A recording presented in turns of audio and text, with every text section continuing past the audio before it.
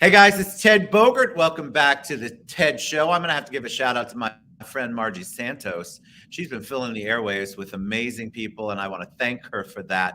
And one of those people who's on the show today is Andy Kirkendall.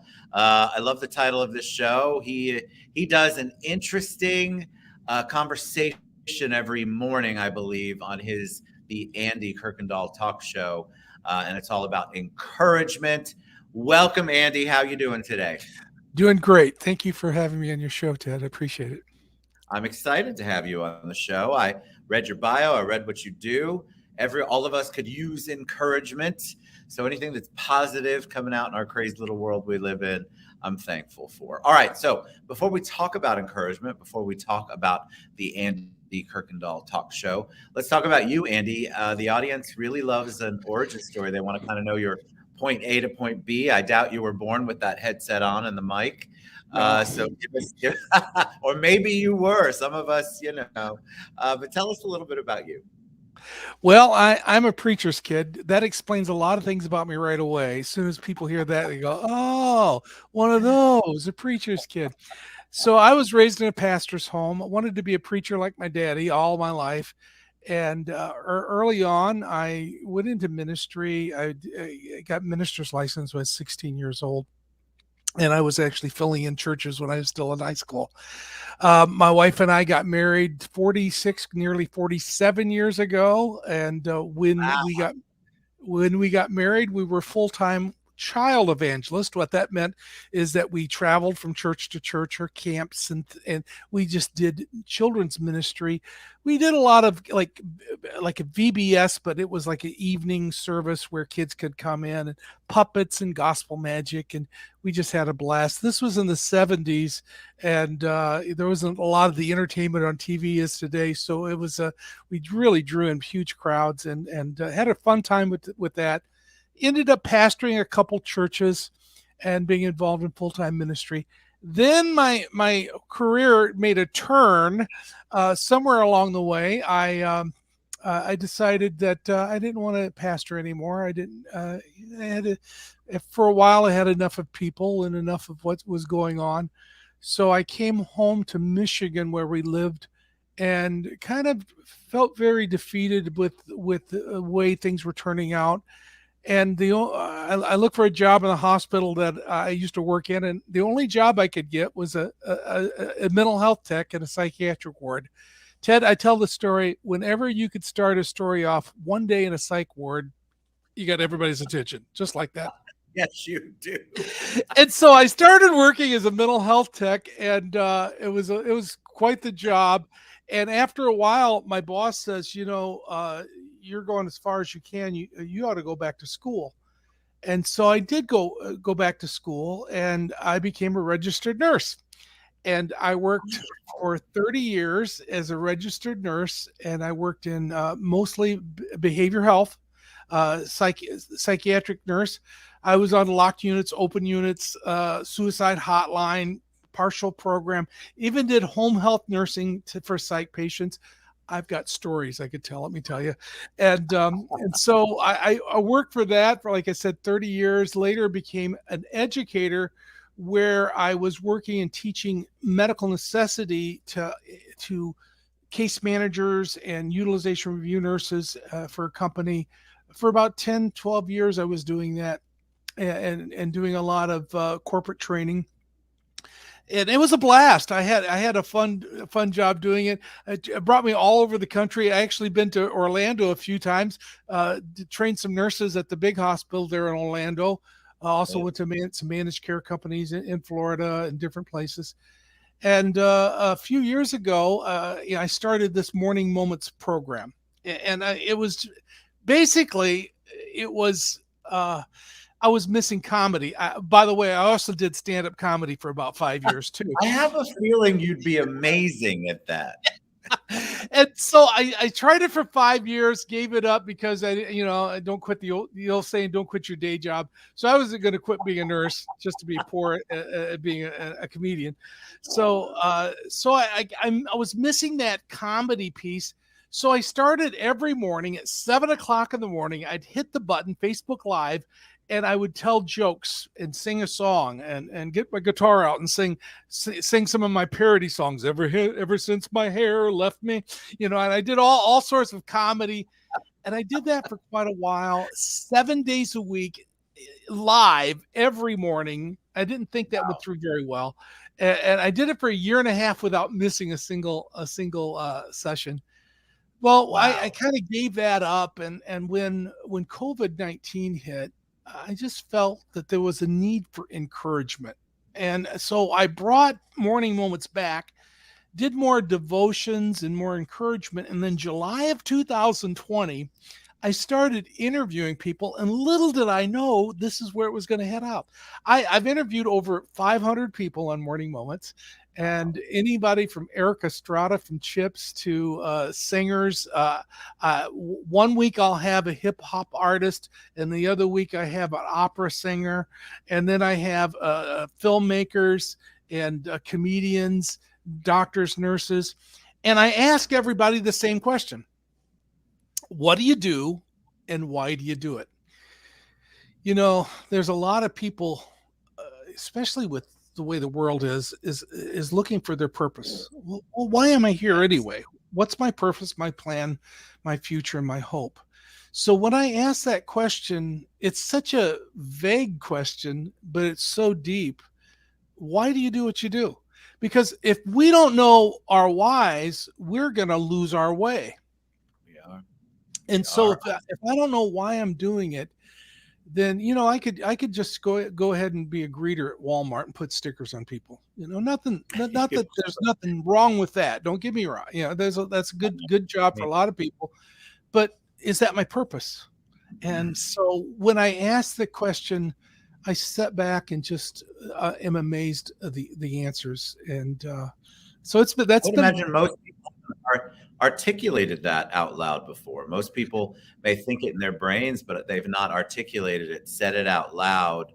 Why? The why one, I think, they're both kind of interesting to me. I took a pause when you were talking and thinking, how would I answer that?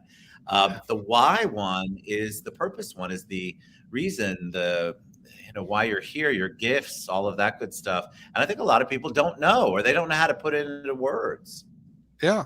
Well, you think about that question, because I might have you on my show and ask that question to you. Okay, Tim? I would. I'm going to think about it now that I've gotten a heads up for sure. Because it's a powerful question, Andy. It's what a lot of people don't get asked that. They've internalized it, or nobody's even ever bothered, or maybe they have been afraid to think about it or share it. And so how powerful is that when you ask that question? I imagine you must get a lot of surprising answers. Yeah. I have. I've had anything from people just shocked and don't really know how to answer it, to sometimes things revealed, in the midst of it.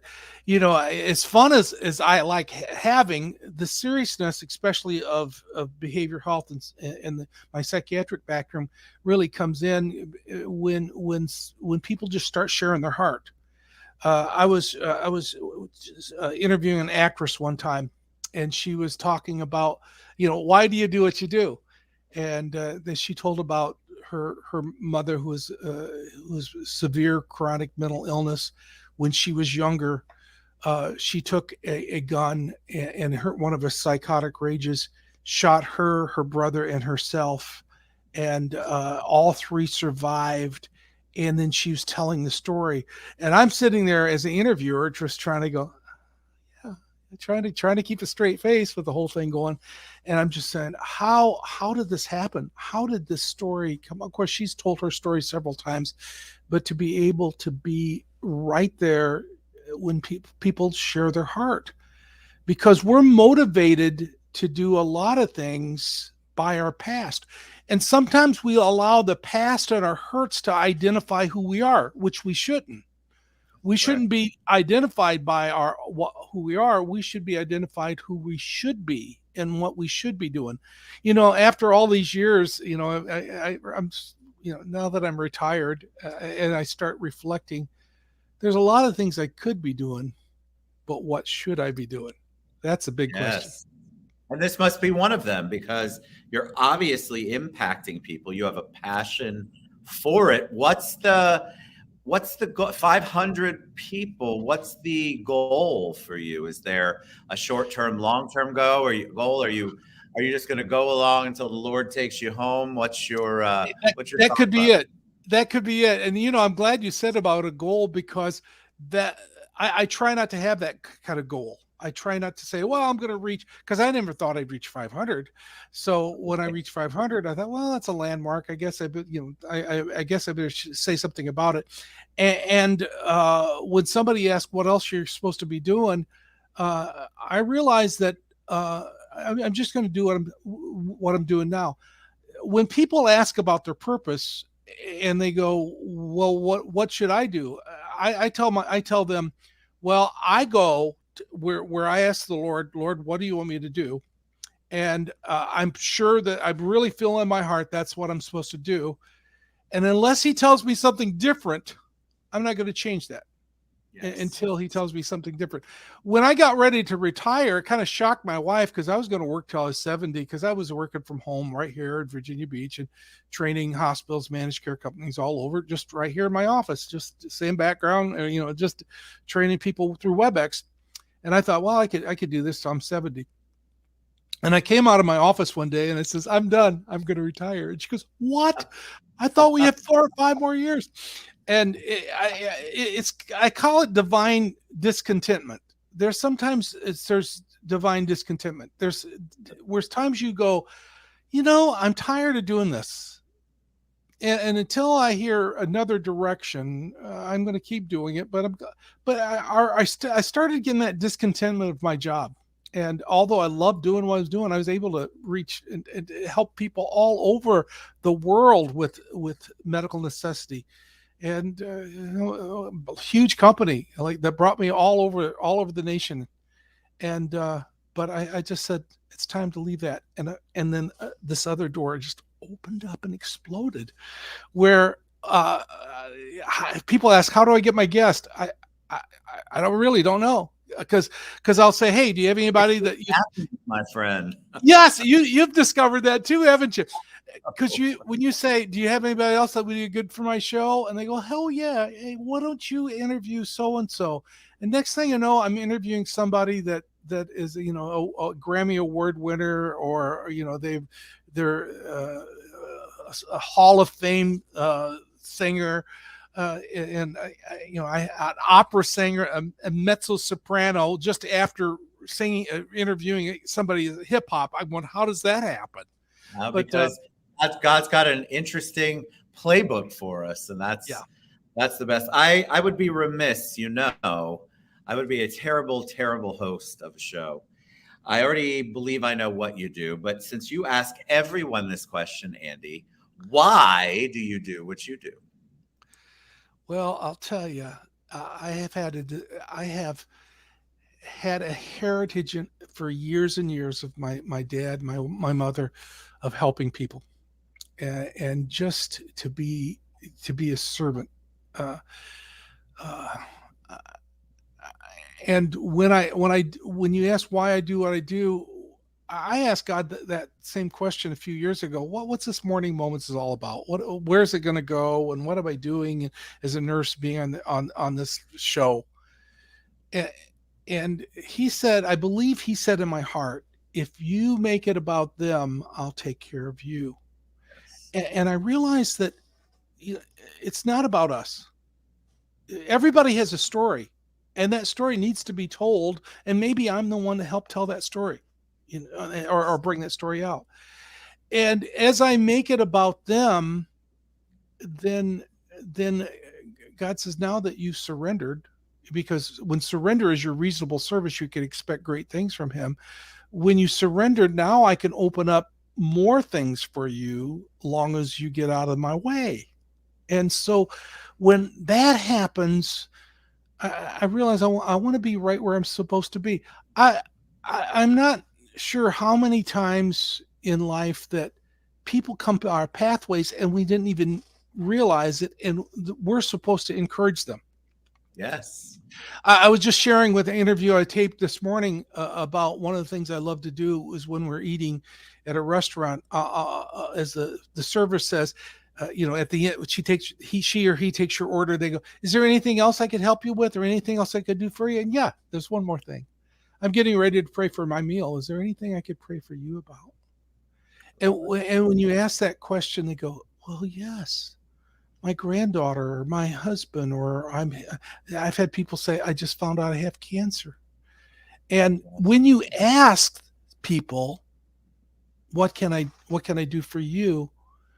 That's the wise, I want to be great, but to be great if I can use the scripture, to be great in God's kingdom, you've got to be a servant of all. When you're serving, then greatness occurs, and it's not greatness compared to what everybody else think greatness is. But I want my purpose, my plan to be great in his eyes, not mine.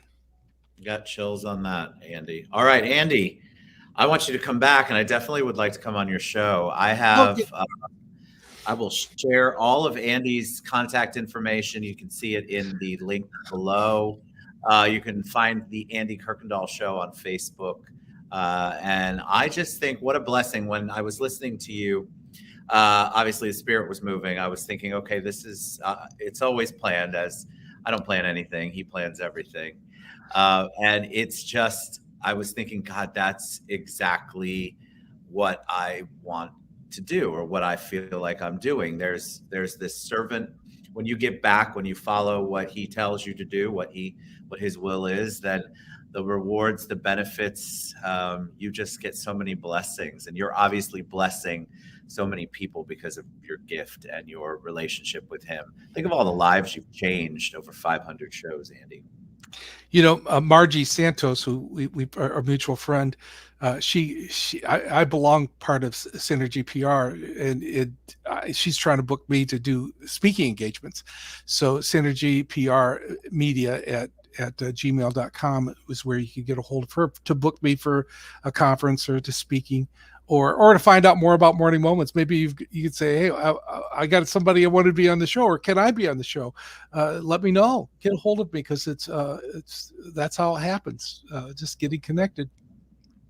God bless you, my friend. Thank you so much for sharing your journey. Come back anytime. You all find Andy Kirkendall on social media. I'll also post that email that you just shared, Andy. And if you want to be a guest or have a guest, maybe you just want Andy to pray for you, I think he will do that in a heartbeat. God bless you, my friend. I appreciate you so much. Appreciate you all. Find Andy Kirkendall on social media. You will not be let down. You're going to be moved, just like I was, surprisingly moved always. Never know where God's going to take me. So thank you so much for sharing your heart and your journey, my friend. You're welcome. All right, guys, get involved.